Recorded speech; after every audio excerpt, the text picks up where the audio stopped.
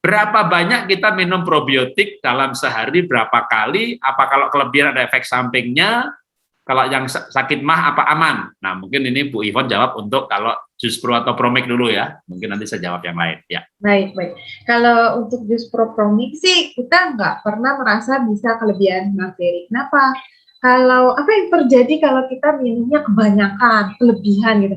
Yang terjadi adalah kulit kita makin glowing, badan kita makin sehat, makin fit, dan jarang kena penyakit. Ada juga yang telepon saya, dia cerita, ini mungkin agak sedikit dewasa konten ceritanya ya. Beliau sudah 60 tahun, ya orang tuanya 80 tahunan, pamannya 80 tahunan juga, 83, 84. Jadi dia buat untuk dibagi ke orang tuanya dan juga ke pamannya. Yang terjadi apa ketika, karena mereka doyan ya, orang tua mungkin selera makannya kan lagi kurang, kalau minum asam-asam tuh mereka jadi doyan. Jadi minumnya itu emang nggak pakai takaran gitu ya.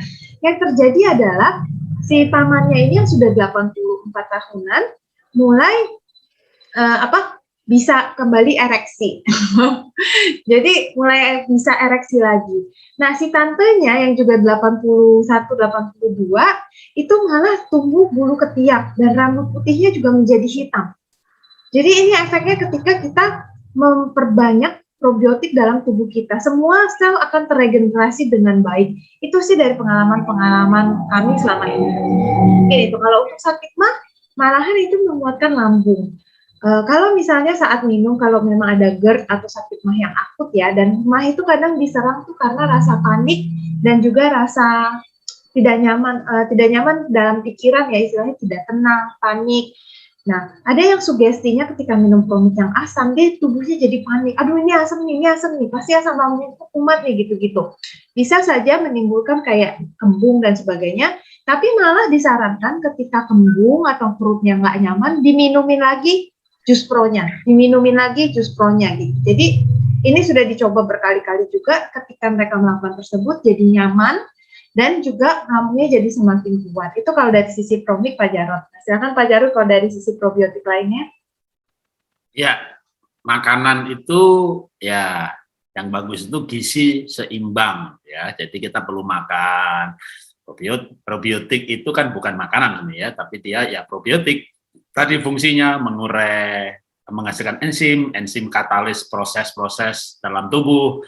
Jadi kita yang namanya makanan itu ya karbohidrat, vitamin, mineral, itu yang harus kita makan dalam jumlah imbang.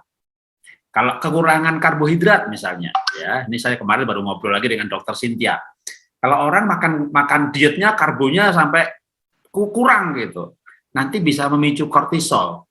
Nah, kortisol itu juga mengurangi sistem imun. Jadi kita harus makan karbo juga, tapi seberapa banyak energi yang kita bakar per hari. Maka kemarin saya ngetes, kalau saya 1453, itu adalah energi yang saya bakar dalam kondisi normal. Ya, kalau olahraga berarti nambah lagi. Jadi kita nggak olahraga pun, itu energi yang kita bakar, berarti itulah karbo yang kita makan. Begitu ya. Kalau kelebihan, ya jadi lemak, gemuk. Kalau kurang, gitu ya, kurang kortisolnya naik. Kortisol naik itu memicu marah. Makanya laki-laki itu kalau makannya terlambat, itu marah. Kenapa? Kortisolnya naik. Makanya kalau laki-laki marah, kasih makan aja. Begitu kenyang. Kalau makan nggak mungkin marah, keselak. Orang nggak bisa marah sambil makan.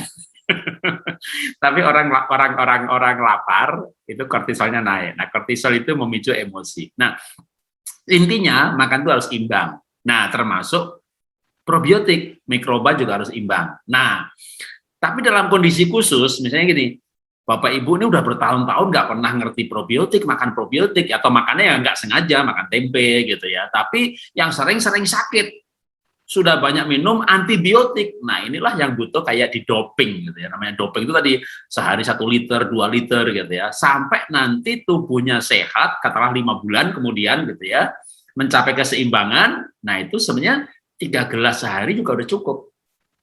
Ya, jadi kembali kepada menu normal, yaitu keseimbangan. Tapi karena probiotik juga bukan racun, ya efek sampingnya nggak ada. Efek sampingnya boros saja. Misalnya kita butuhnya 3 gelas, kita minum 6 gelas ya. Yang 3 gelas selebihnya itu yang diambil airnya, selebihnya ya namanya probiotik ya, kalau misalnya di tubuh ini sudah penuh gitu ya, penuhnya misalnya itu dalam kembali kepada porsi kayak janin 1:10 tercapai ya, ya sudah akan keluar juga dari tubuh ini gitu ya. Jadi istilahnya cari tempat udah nggak ada gitu ya. Jadi tapi tidak ada efek negatif dalam arti terus sakit